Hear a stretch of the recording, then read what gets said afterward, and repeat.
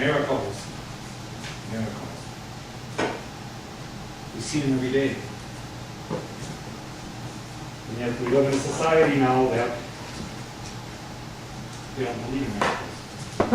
We live in a society now that modern science is so advanced that we can go in for a heart transplant on Monday and you're out by Sunday. You're walking around. You're back to work in 6 weeks after that. We expect that because modern science is so advanced. But in that process, we take away the glory of God. We take away what God has done. I wanted to show you this video because it is a true miracle. She was dead for 32 minutes. Dead. Not breathing. Gone. Yet she opened her eyes and if you caught it, she looked right at her mother.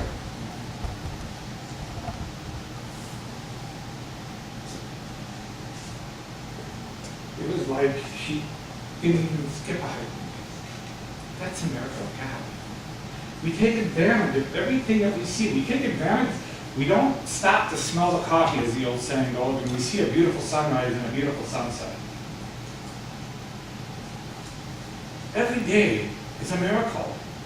Every day. We just don't want to accept it a lot of times. We read the Bible and we see in the Bible that all the wonderful things that God did, especially in the Old Testament with Moses and how he parted the Red Sea. And they walked on dry land. And if you saw the news just last night, archaeologists have found all the debris of the Pharaoh's soldiers in the bottom of the Red Sea. They're bringing up artifacts to prove yet again that this was not just a story, it was an actual event. They opened up a tomb and a pyramid, and in that pyramid, now this was on the Discovery Channel, in that pyramid was a mural painted of Moses parting the Red Sea. Thousands and thousands of years after the fact had happened, they opened it up. Why don't we believe in miracles? Why can't we concept that God is in total control? Because sometimes it's hard for us to give God everything. Even though we're Christians, we don't want to give him everything of us. And yet God says, I want everything of you. I want everything. I want everything, every part about you. But yet, we want to hold on to that little thing that we like and whatever, and that just kind of hurts and holds us back from the true glory of God.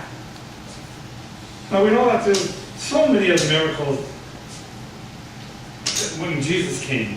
Oh my gosh, his first miracle was turning water into wine at the wedding. And the king said, wow, you saved the best for last. Anyway, they served with rock gut and Mogan David comes out there. The ripple. But we've seen that. We've seen Jesus heal the 10 lepers. And he just said, go, wash yourself. And then go to the priest and tell them what had happened. And they did. But yet one comes back and says, thank you. And what does Jesus say? Did I not heal 10 of you? Like only one? A Samaritan comes back? Go. You are healed, he says. Completely healed. That makes me wonder now what happens with the other 9. I'm sure they're healed of the disease, but what Jesus said to this young man was, you are completely healed. You don't have to worry your life for the rest of your life. I got you. Whatever comes up, it's already taken care of. You know, when my wife was, we were first married, we tried to have a baby, and we were having a hard time. And we finally have, she came and told me, I was at the Knights of Columbus, I believe, or somewhere, at a fish fry, and we went right after work, and she handed me a card And I opened it up, and it was the announcement that we were going to have a baby. And I was so joyous. I was just so, wow, I'm going to be a dad. I think I shouted it out at that fish fry. I'm going to be a dad. My short-lived excitement was about 3 days. Because in that time, that we found out that Patty was pregnant, blood clots were developing in her and going through her lungs constantly. To the point that I believe it was a Wednesday or Thursday that following week, I got a call from Patty, I'm at the hospital, come meet me. And we get to the hospital. In fact, I actually beat her to the hospital, and we got her into emergency, and the first thing they do is draw blood. And they stuck the needle in Patty's arm, and they pulled the thing out the blood, and the blood turned to jelly in the needle, in the syringe. And the person taking the blood went, oh my Lord, this is not good. And I'm like, what do you mean this isn't good? And then they took me away from her. And I said, no, I want to be with her. It was bad. It was really bad.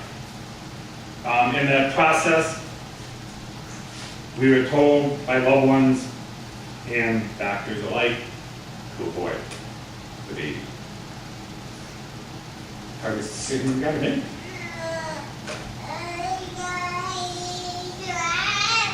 Comes down to, do I let my wife die?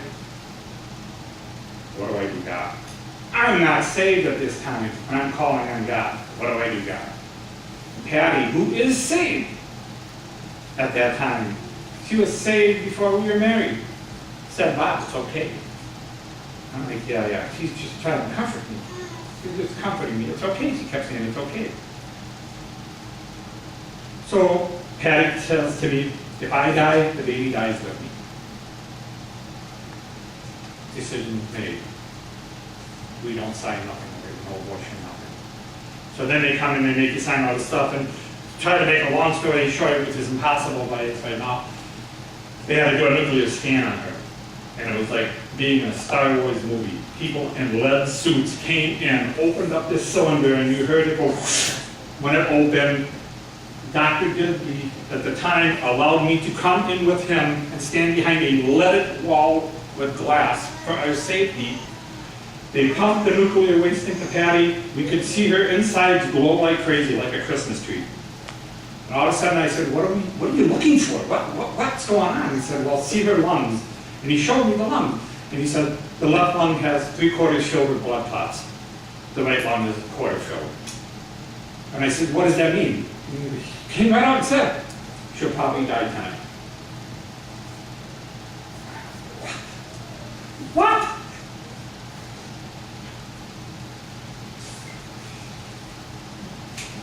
In that process, we're watching the screen, and I hear him say, oh my God. What do you mean, oh my God? He said, a blood clot the size of a dime just went through her heart. She should be dead. She should be dead. And it's just, they put her in a room. I could only see her 10 minutes every hour. They told me to make plans for a funeral, everything. Time everything, and she kept saying, I'm okay. I'm okay. I said, Patty, how can you keep saying this? How can you keep saying you're okay? She said, God is with me. God has just hugged me and said, Patty, you're gonna be okay. You're gonna be okay. She made it through the night. And obviously longer.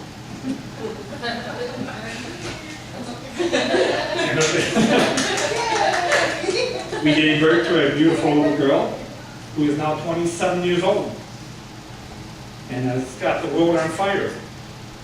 Also has given her heart. But it was just funny because the next day, the people that were there in the hospital went by the room and did one of these. And yeah, I'm still here. Like, oh no, you didn't mean it like that. Yeah, you did. You lost the bet last night. Yeah. Yeah, you lost the bet. Yeah. So that was a miracle. That was a miracle. Yes, we do see miracles in this day and age. We do still see miracles. I love the miracle of the woman with the bleeding issue. Because she, for 12 years, bled. For 12 years, gave, seen doctors. For 12 years, spent all her money, the Bible says. And yet the word says that she heard of a man who was doing great signs and wonders. And she said, I will go. And she did. And all she did was fight through the crowd and touch his cloth, the bottom of his hem. And Jesus stopped and said, who touched me? At that point, I would have been scared. Because they're in a crowd of 100,000 people, and this lady just went through it and says, and touches him. Jesus said, who touched me? She said, I did. Because he felt the power released, it says. And when the power released, instantly she was healed. Instantly, it says, the bleeding stopped. And what did Jesus say? Go, your faith has healed you. See, a lot of reasons we don't accept miracles today because we don't want people, we pray. When we said we have the table, if we're in trouble, we put our name on there. We go to a prayer chain. We pray. And miracles happen. Miracles happen when I was laying on an operating table with my heart. That I was being put on a heart transplant list because my heart was so enlarged, and the doctor said if it increases by a millimeter, it will explode on you and you will die. And yet, when I'm laying on that table, God tells me, pray for them, and I say no. I literally said, no, God, I won't. And yet, before they put me under, I said, please, I have to pray for you. I have to. My God told me to pray for you, and I just give me this time. And they did. And all I said was, may God bless you, everyone in this room, and everyone you touched today in Jesus' name. And I'm laying on the table, and I'm looking at the guy ready to put the mask on, and I hear, watch what I can do. Verbally, I heard that. Like I'm speaking to you, I heard, watch what I can do.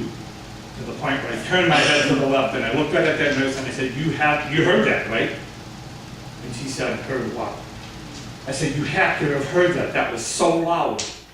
You had to have heard that. And she said, honey, just relax. We're going to put you under, and things are going to be better. Kind of humored me. I woke up from the procedure, and because I asked to, because I wanted to watch the second part of it. And through the process of the whole thing, they had the ultrasound of my enlarged heart and the TV screen on another one, what they were doing to me. And the nurse stopped and looked at both of the screens and said, that's not the same heart. Which I said, what do you mean that's not the same heart? And she said, honey, that's an enlarged heart. That's a normal sized heart. Watch what I can do. God said, watch what I can do. Your heart cannot shrink back to normal size. It's a muscle. Once it expands, once it's big, it's there. It stays big. My heart's still working at 43%. Not good. But you never know it. You never know it. Because why? God is healing. It's when we proclaim God's miracles that we can glorify Him like the lepers did, and they glorified Him. It had to be hard for Jesus to go into His own hometown and not be able to perform one single miracle because of disbelief. And that's where we stand right now. A lot of times when we face things in our life, we put that wall up and say, okay, that's for you. That's for you. You guys pray all the time. That's for you. But it's not for me. Wrong. It's for everybody that believes in Jesus Christ. It's for everybody that gets down on their knee and says, Lord, I am at my ends. I can't do this on my own. I need you more than ever. I need you now. And that's when Jesus can work. That's when we see the miracles that he does. When we have that disbelief, it just kills him. It just kills him. You know, no matter what you're going through, and it's a short sermon because the video was so long. But it was this thing that we needed to see. I hope it touched your heart as it touched my heart. To remind me that miracles still happen. It's just not the miracles of life we see every day. It's a miracle that we're at our ends meet and we're looking at our checkbook and we're going, God, how am I going to make it for another month when I don't have another penny in my checkbook?